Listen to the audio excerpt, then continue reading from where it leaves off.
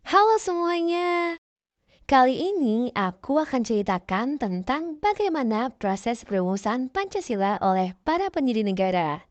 Sebelum Indonesia menjadi negara yang keren dan juga hebat, Indonesia juga pernah mengalami masa-masa sulit seperti merasakan penjajahan loh.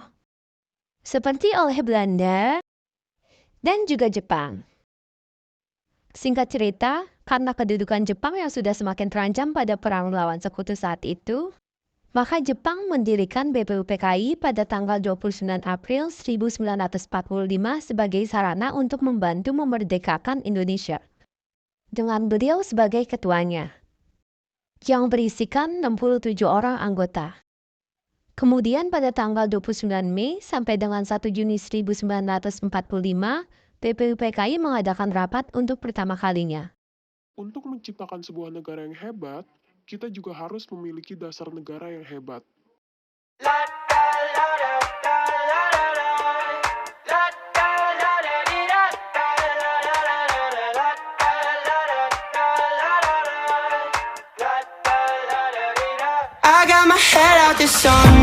Hingga pada akhirnya, ada 3 pendiri bangsa yang menyuarakan ide-ide hebatnya soal dasar negara. Bohyamin memaparkan hal-hal sebagai berikut.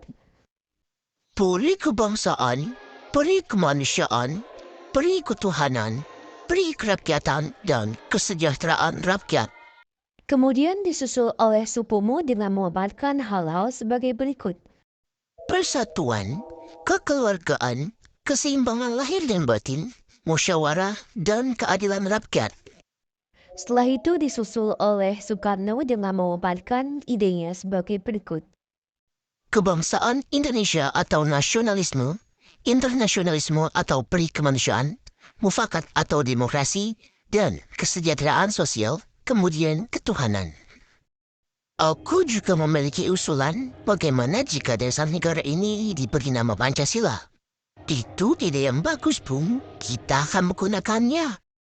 Kemudian setelah nama Pancasila disetujui, maka tanggal 1 Juni tahun 1945 ditetapkan sebagai hari lahir Pancasila.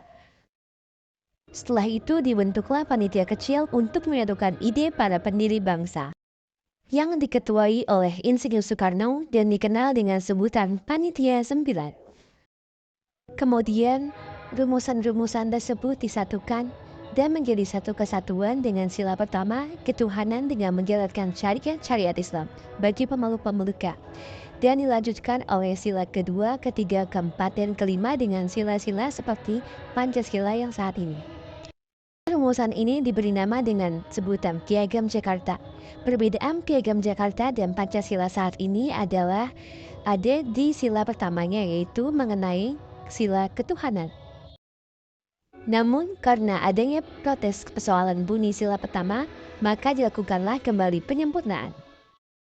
Penyempurnaan ini dilakukan dengan rumusan dari Muhammad Hatta, yaitu beliau menyebutkan ketuhanan yang Maha Esa untuk menggantikan sila pertama yang sebelumnya.